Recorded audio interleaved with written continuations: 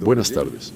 Hoy hemos celebrado una reunión ministerial, el tradicional encuentro anual en el formato Rusia-ASEAN a nivel de ministros de Asuntos Exteriores.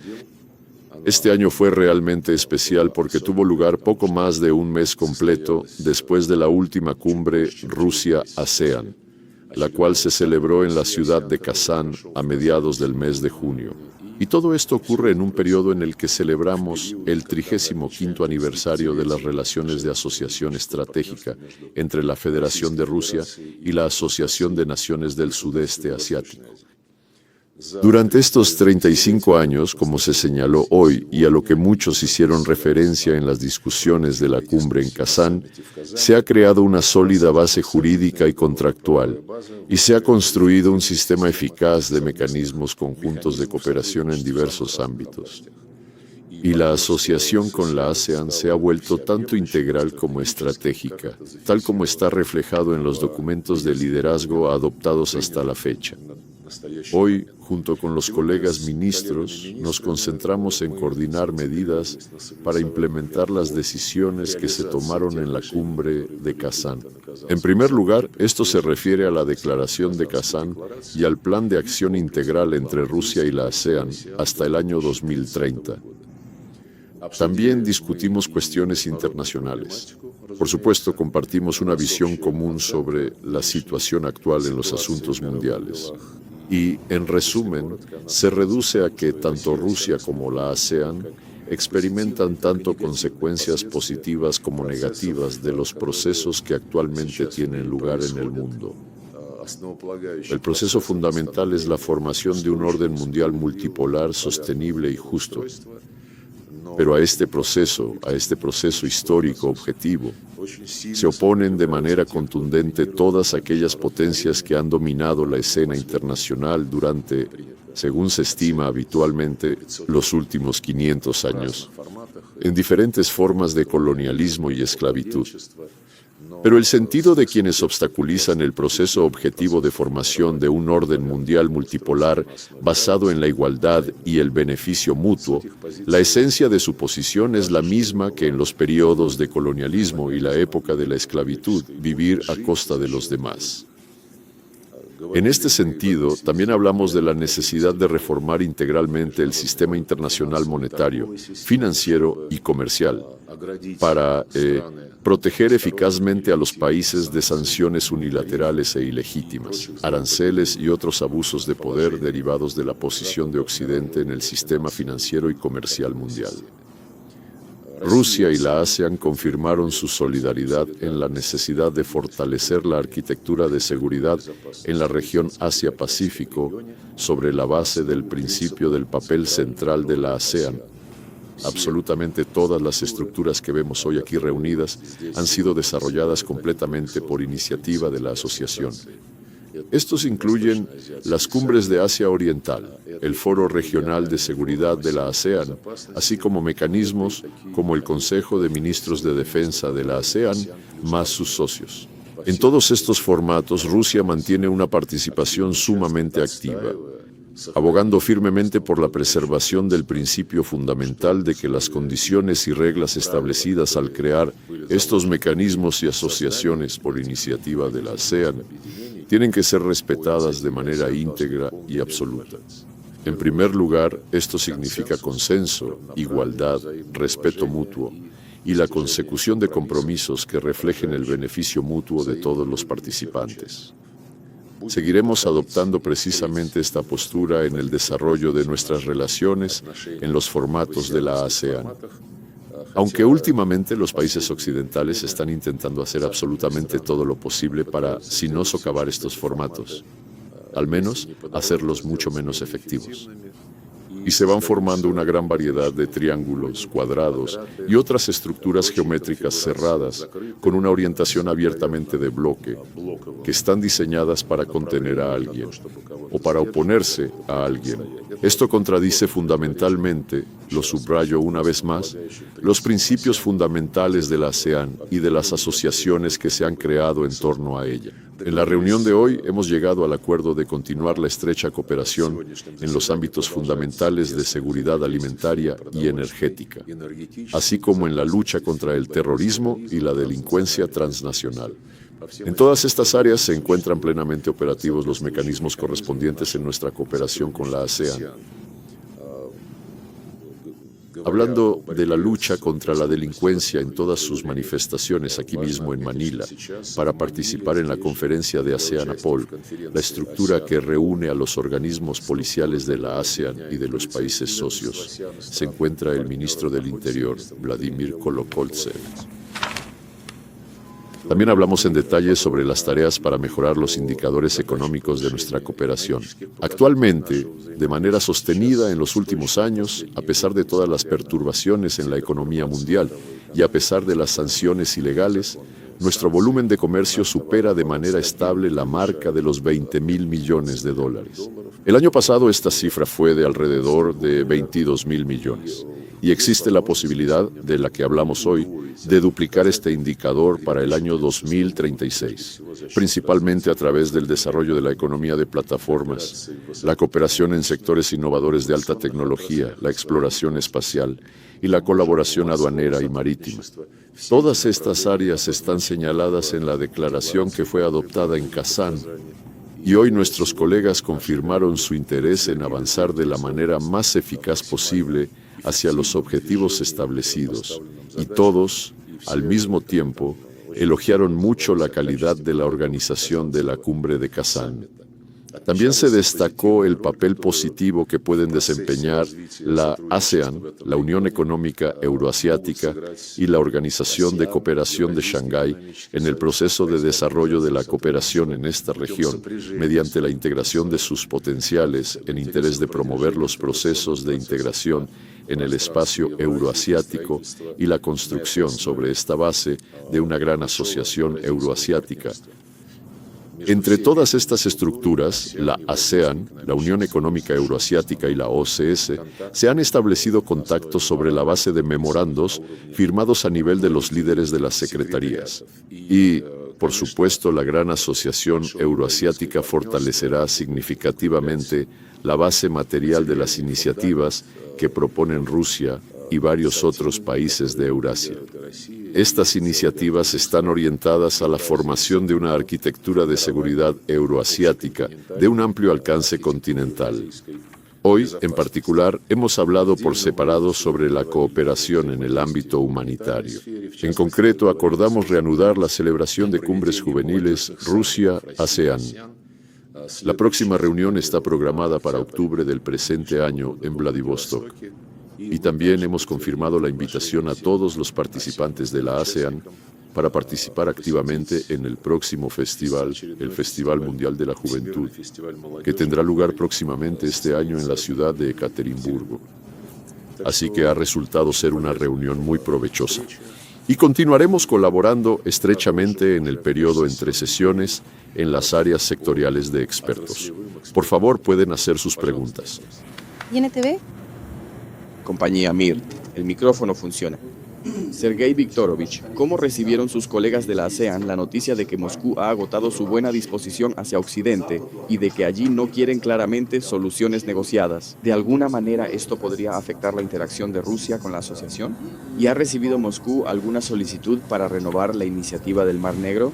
La respuesta a la pregunta sobre la iniciativa del Mar Negro es breve. No ha habido ninguna propuesta. Y la experiencia de esta iniciativa del secretario general Guterres, del secretario general de la ONU, demuestra que fue unilateral y que los principios acordados para su implementación se cumplieron exclusivamente en interés de la parte ucraniana. Y los representantes de la ONU aquí desempeñaron un papel poco decoroso, así que este tema ni siquiera se discutió. En segundo lugar, abordando el tema de nuestras relaciones diplomáticas y comerciales con los países de Occidente, no se ha manifestado ningún tipo de interés real por parte de los Estados miembros de la ASEAN que integran la organización. Son personas delicadas, educadas y pragmáticas, por lo que ante todo les interesa qué podemos hacer juntos que sea mutuamente útil y beneficioso. En esto nos hemos concentrado hoy, aunque se expresaron valoraciones generales sobre la situación que se ha desarrollado en el mundo debido a las acciones agresivas de algunos estados, y todos manifestaron su interés en que los conflictos terminen lo antes posible. Y lo que es especialmente importante, existe comprensión de nuestra posición de que, en relación con todos los conflictos, es necesario guiarse por el principio de identificar y eliminar sus causas fundamentales. Hemos repasado detalladamente nuestros enfoques y la situación actual que se está desarrollando en torno a Ucrania. Sentimos que la gran mayoría de las naciones de la comunidad internacional perciben esta postura con una plena comprensión. Esto se manifiesta en su postura, en particular, en la Organización de las Naciones Unidas. Por favor, Izvestia. Nikolai Ivanov de Izvestia. Sergei Viktorovich, ¿se trató la expansión de AUKUS con los socios? Se informa que Alemania planea o desarrolla armas nucleares. Occidente se arma y arma a sus socios. ¿Se están preparando para algo? No discutimos AUKUS, aunque este tema sí surgió en contactos bilaterales con nuestros colegas. Ellos, por supuesto, manifiestan una profunda preocupación, porque este proyecto se está desarrollando y ejecutando actualmente con un cumplimiento notablemente cuestionable y relativo, por decirlo de una manera suave, de las normas y principios fundamentales que suelen regir este tipo de proyectos bajo el marco del OIEA. Nosotros también compartimos plenamente esta misma inquietud. Nuestra posición se ha expresado en repetidas ocasiones, tanto públicamente como en el marco de contactos con el director general del OIEA, instándolo a que sea más firme en lo que respecta al cumplimiento de las normas que se aplican en todos los demás casos. En cuanto a Alemania, esta información proviene de nuestro servicio de inteligencia exterior, fue publicada, asumimos la responsabilidad por ella y realmente genera preocupación, considerando que, por ejemplo, el programa nuclear estadounidense fue creado en gran medida, en una medida decisiva, por aquellos que huyeron de Alemania o fueron llevados allí. Así que esa memoria no se desvanece. Bien, y en relación con este tema, también había algo más que mencionar. ¿A qué se está preparando? ¿Para qué? ¿Para qué se prepara Occidente? ¿Para qué se está armando? Bueno, ahora ven, también se ha hecho un anuncio de que Estados Unidos, aunque suena extraño como lo han formulado, ha permitido a Arabia Saudita dedicarse al enriquecimiento de uranio. Bueno, no hace falta permiso porque el enriquecimiento de uranio con fines pacíficos representa un derecho fundamental e inalienable de cualquier Estado, parte del Tratado de No Proliferación Nuclear. Y en el momento en que Israel y los Estados Unidos comenzaron sus acciones de agresión contra Irán, el OIEA no presentaba absolutamente ninguna objeción técnica respecto al estado del programa nuclear pacífico de la República Islámica. Además, el OIEA ratificaba de manera constante y reiterada que no existía ningún tipo de indicio sobre el desvío de este programa hacia fines militares. Ahora, tras el inicio de la agresión desatada contra la República Islámica de Irán, estoy plenamente convencido de que han surgido círculos políticos que defenderán la postura de que, aunque renunciamos a la parte militar del programa nuclear, fuimos atacados de todas formas. Argumentan que quieren destruirnos, que buscan cambiar el régimen y muchas cosas más. Y en esos casos, recuerdan los ejemplos históricos de Irak y de Libia, países que también decidieron renunciar a sus propios programas de armas de destrucción masiva. ¿Qué les pasó a ellos? Así que el efecto resultante es lo opuesto a lo que probablemente se esperaba del ataque a Irán. Y de la misma manera ahora, creo que muchos mirarán el ejemplo de Irán y los ejemplos anteriores que mencioné, y se inclinarán hacia la creencia fundamental de que solo las armas nucleares pueden, bueno, en la medida de lo posible, garantizar la libertad y la independencia. Esos sentimientos van a crecer y fortalecerse de manera muy significativa en el futuro cercano. Lo digo con gran pesar, porque esta es una de las consecuencias directas de las acciones agresivas que los Estados Unidos y varios de sus aliados intentan llevar a cabo en la política mundial, tratando de mantener su dominio y su hegemonía en el escenario internacional. Rossiyskaya Gazeta. Sergei Viktorovich, díganos por favor, ¿cuál es, en su opinión, la probabilidad de que los enfoques de la Declaración de Kazán se implementen realmente, sobre todo en cuanto al deseo de pasar a pagos en moneda nacional y de rechazar la política de sanciones? Considero que cuando los presidentes se reúnen y ratifican diversos documentos que han sido preparados meticulosamente durante meses, a un nivel técnico de expertos y ministerios, entonces, bueno, en cualquier estado de derecho normal, estas decisiones deben ser acatadas rigurosamente. Por eso no voy a decir que la probabilidad es alta. Su cumplimiento se llevará a cabo y aquí no hay ninguna duda. Esto también se refiere a las formas de liquidación, a las plataformas de pago alternativas que permiten eludir las llamadas sanciones secundarias, que son ilegales. En este sentido, todos nuestros socios con los que me he reunido han manifestado un interés que es absolutamente claro y directo.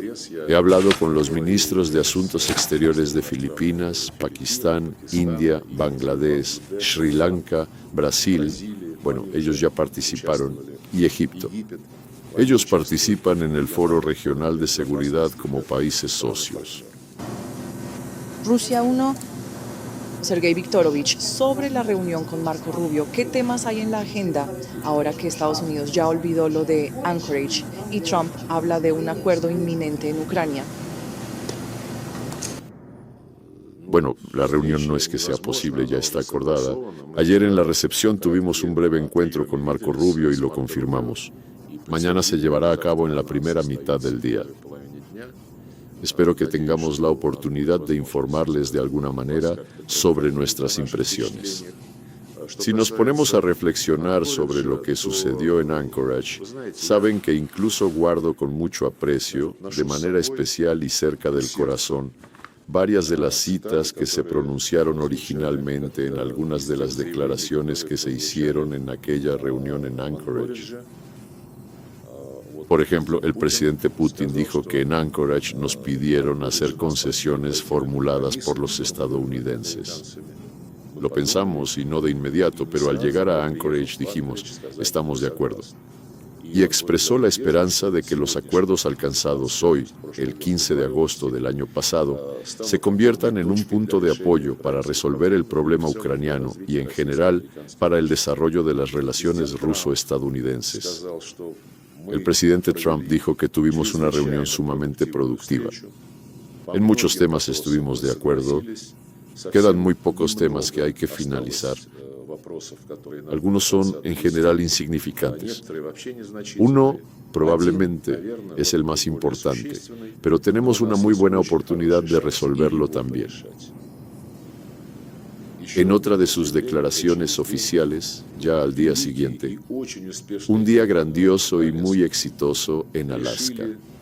Decidimos, todos nosotros decidimos, que la mejor manera de terminar la guerra es comenzar de manera inmediata y urgente a formular un acuerdo de paz a largo plazo que ponga un punto final definitivo a las hostilidades y no simplemente un acuerdo de alto el fuego.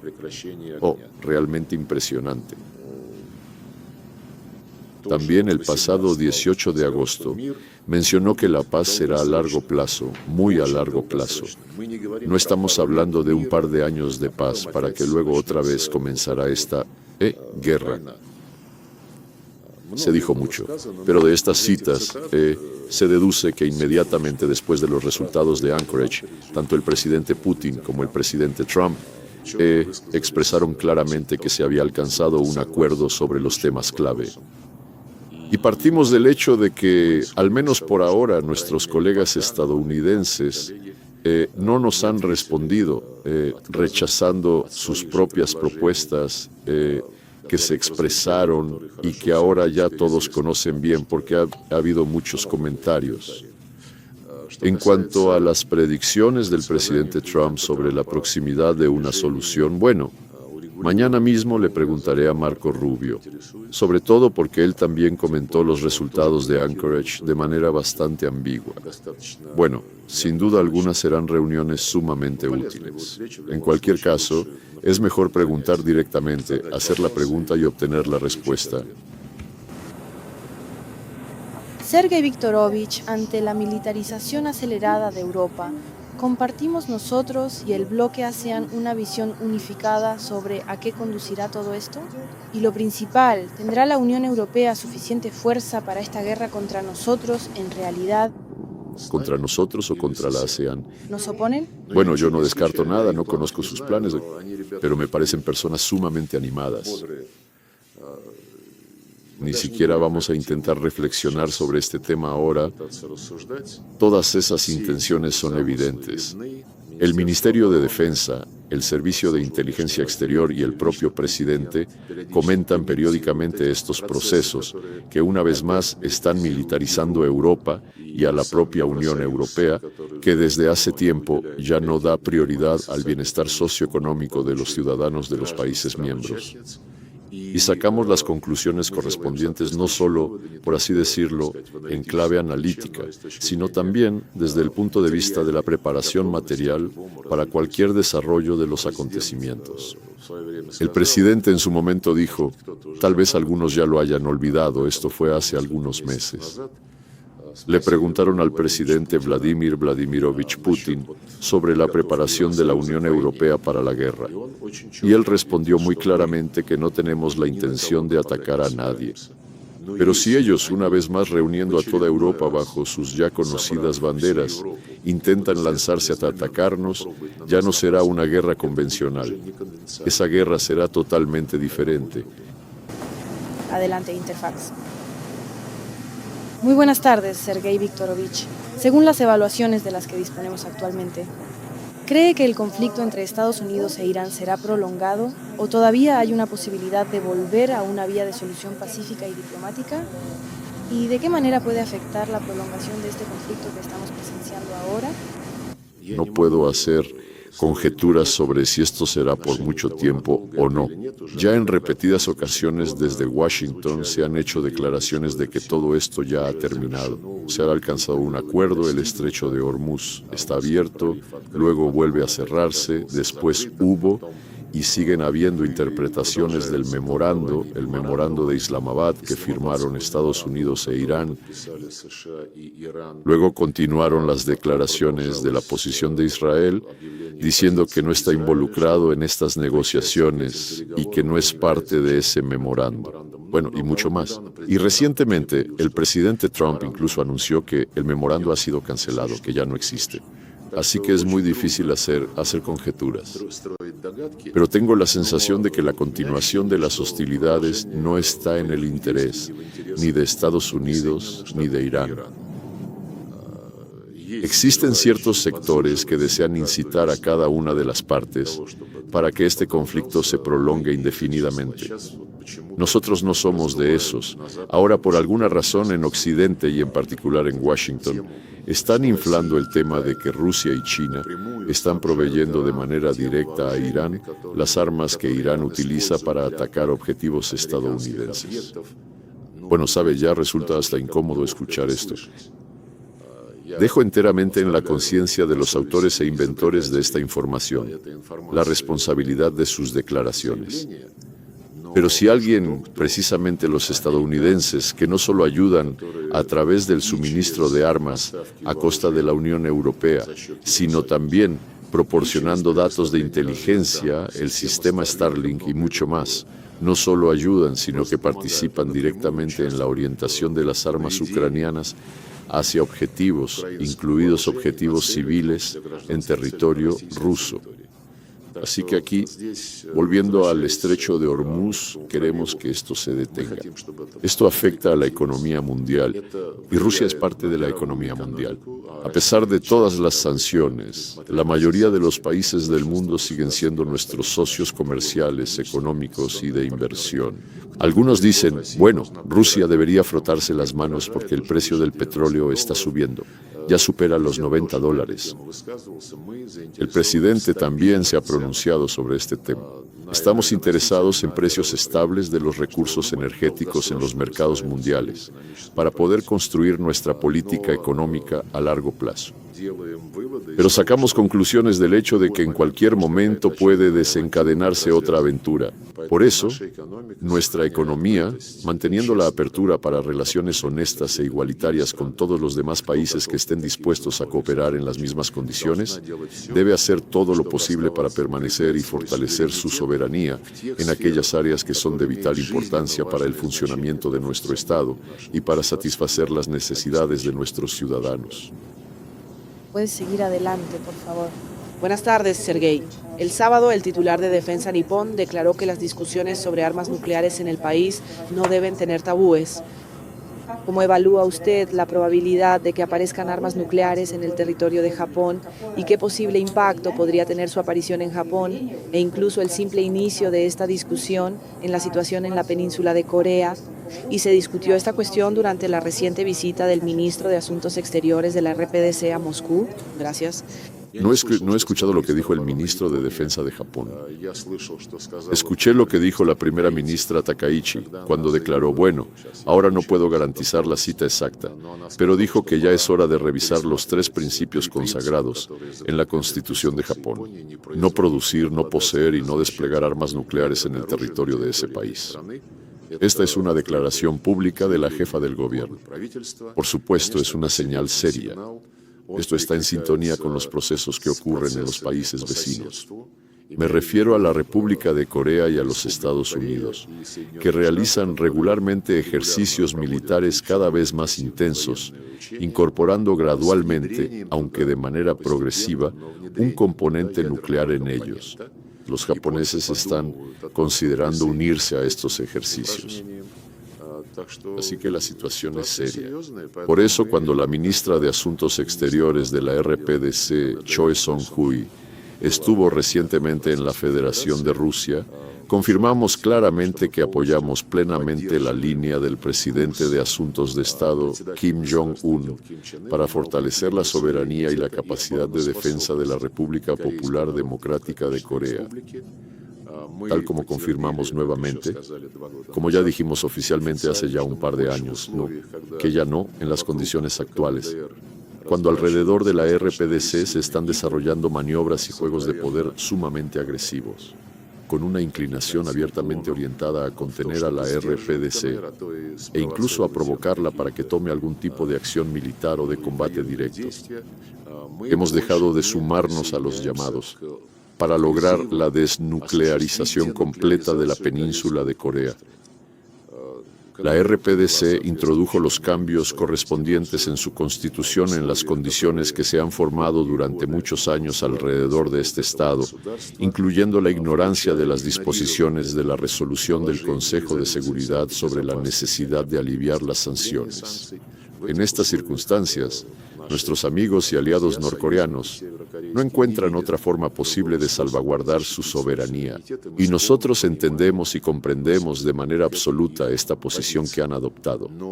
Pero esperamos sinceramente que al final prevalezca el juicio y el sentido común más elemental, porque el aumento constante de la tensión y el rechazo de todos los acuerdos alcanzados previamente en el formato de las conversaciones a 6 bandas sobre la península de Corea, todo este conjunto de factores nos conduce inevitablemente a un agravamiento de la situación que resulta ser sumamente serio y preocupante. Y es característico que, si tomamos el término desnuclearización, en su momento, a mediados de la década pasada, fue acordado y aprobado como un objetivo al que había que aspirar respecto a toda la península de Corea. Pero ahora tanto Seúl como Tokio e incluso algunos políticos estadounidenses hablan de la desnuclearización de la RPDC, pero no de toda la península de Corea. Como se suele decir, hay un matiz. Así que, una vez más, espero que prevalezca la sensatez. Última pregunta, por favor, Artyom. Muchas gracias. Sergei Viktorovich, Aleno Balina, canal de televisión RT. Se señaló que en los eventos ministeriales en el marco de la ASEAN, la parte rusa tiene la intención de llamar la atención de los socios regionales sobre las amenazas y riesgos del proyecto occidental Indo-Pacífico y la expansión de la OTAN en Asia. ¿Podría decirnos si se logró discutir este tema y cuál fue la reacción de los socios? Sí, llamamos la atención sobre este asunto. Siempre lo hacemos cuando interactuamos con los países de esta región y, ante todo, con los miembros de la ASEAN. No son muy propensos a expresarse públicamente sobre este tema en particular, pero estoy totalmente seguro. Y esto se confirma por mis impresiones tras conversar detenidamente con ellos, de que por supuesto ven los riesgos para la arquitectura centrada en la ASEAN, que han estado construyendo durante muchas décadas, como resultado del avance de estas estrategias indo-pacíficas. Las estrategias indo-pacíficas son una invención. Bueno, ante todo es algo que nadie intenta ocultar en absoluto. Nadie lo oculta, ¿eh? Está dirigido a intentar contener aún más a la República Popular China y dejar de lado a Rusia. Esto de ninguna manera corresponde, sino que contradice directamente los principios sobre los que se construyó la propia ASEAN y toda la arquitectura que la rodea.